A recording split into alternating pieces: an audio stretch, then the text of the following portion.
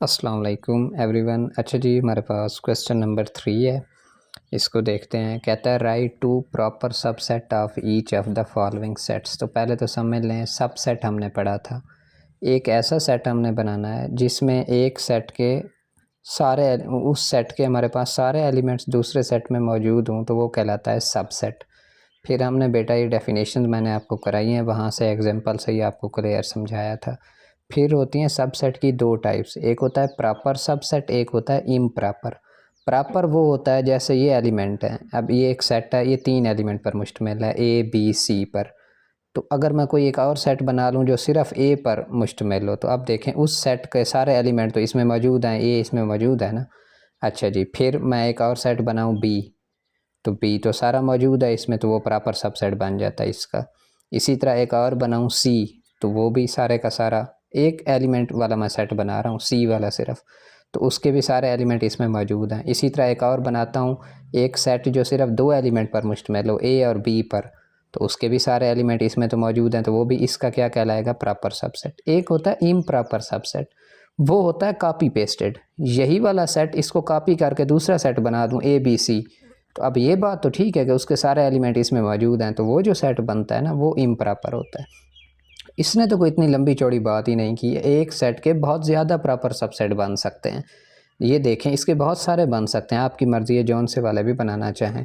तो इसने आसान आसान से बनाए। इसने कहा है कि सिर्फ 2 प्रॉपर सबसेट सबके लिखें, तो बस एहतियात ये करनी है कि कॉपी पेस्टेड वाला नहीं लिखना है, बाकी जो भी लिखेंगी वो इसका प्रॉपर सबसेट बन जाएगा। अब देखें बेटा, ये ए बी सी 3 एलिमेंट पर मुश्तमिल है। अगर मैं एक सेट बनाता हूँ जो सिर्फ एक एलिमेंट ए पर मुश्तमिल है, दूसरा सेट बनाता हूँ जो सिर्फ बी पर मुश्तमिल है, तो अब मुझे बताएं, अगर ये वाला सेट है, इसमें कितने एलिमेंट हैं, एक ए, और वो सारा इसमें मौजूद है नहीं, तो इसका मतलब ये जो सेट है ये इसका क्या है, हमारे पास प्रॉपर सबसेट है। इसी तरह एक और मैंने बनाया है बी वाला, एक और आप बना सकते हैं सी वाला, एक और बना सकते हैं जो सिर्फ 2 पर मुश्तमिल हो, ए बी पर, एक और बना सकते हैं जो ए सी पर मुश्तमिल हो, तो बहुत सारे बन सकते हैं।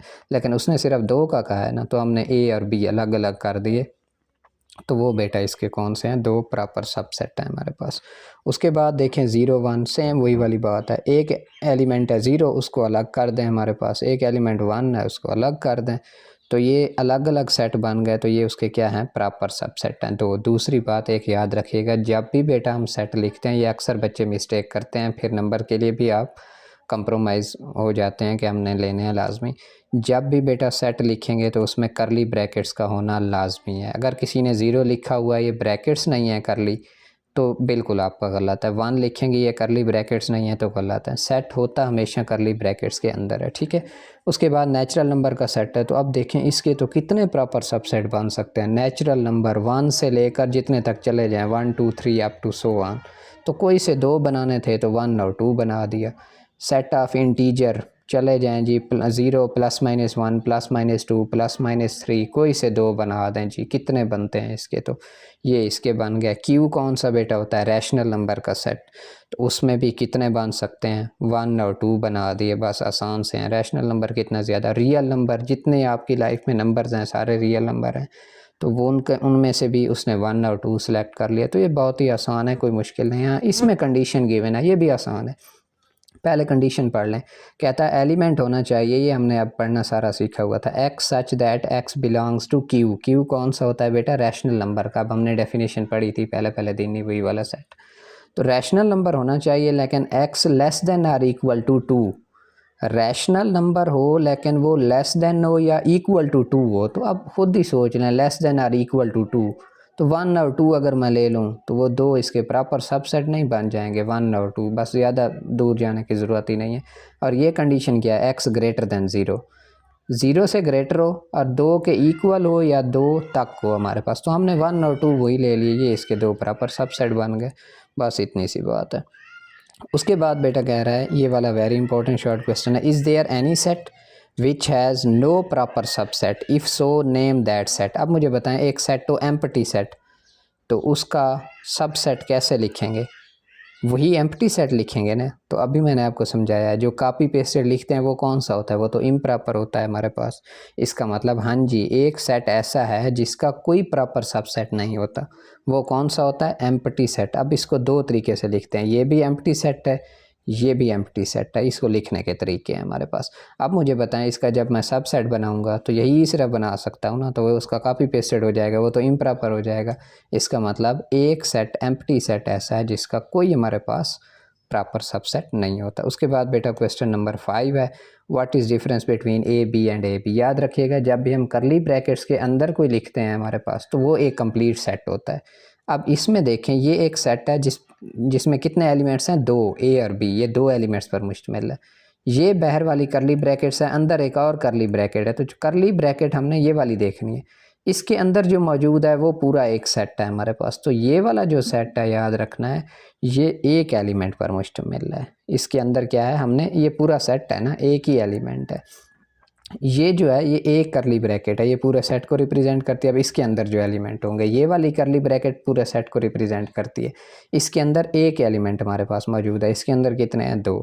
तो ये हमारे पास A B is a set containing 2 elements while A B is a set containing 1 element. जो करली ब्रैकेट्स फिर करली ब्रैकेट्स लगाते हैं तो उसके अंदर वाला एक ही सारा काउंट आउट होता है। हाँ, ये एक करली ब्रैकेट एक सेट को रिप्रेजेंट करती है। तो ये एक ऐसा सेट है जिसमें 2 एलिमेंट्स हैं, ये ऐसा सेट है जिसमें एक एलिमेंट है। ये डिफरेंशिएट है इसका। उसके बाद बेटा what is the number of element of the power set of each of the following. इसका मैं सिर्फ फार्मूला बता रहा हूँ, कोई मुश्किल नहीं है। फार्मूला बेटा होता है किसी भी नंबर के पावर सेट कितने बन सकते हैं। ये हमने डेफिनेशन भी पावर सेट की पढ़ी हुई है, उसी डेफिनेशन बुक के नीचे लिखा हुआ है इसका फार्मूला 2 की पावर n। इधर ही बेशक लिख लें, नहीं लिखा हुआ हमारे पास आपके यूनिक नोट्स में होगा 2 की पावर n। एक सेट के कितने पावर सेट हमारे पास हो सकते हैं, ये कैसे पता चलेगा, 2 की पावर n से।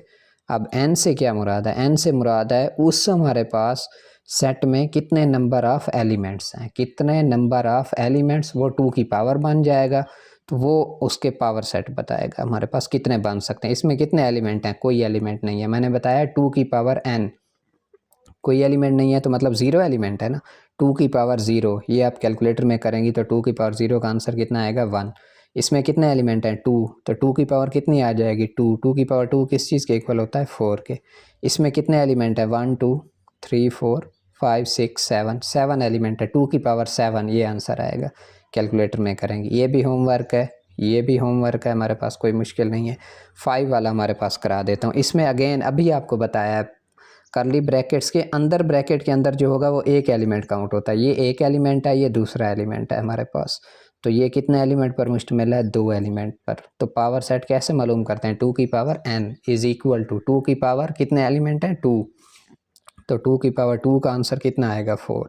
ये इसका आंसर है। तो बाकी आपने बेटा होमवर्क वाले कर लेने हैं। तो आज हमारे 6 क्वेश्चन इसके खैर से कंप्लीट हो गए हैं 3.1 के। तो आगे देखेंगे इंशाल्लाह अगले लेक्चर में। ओके जी, थैंक यू।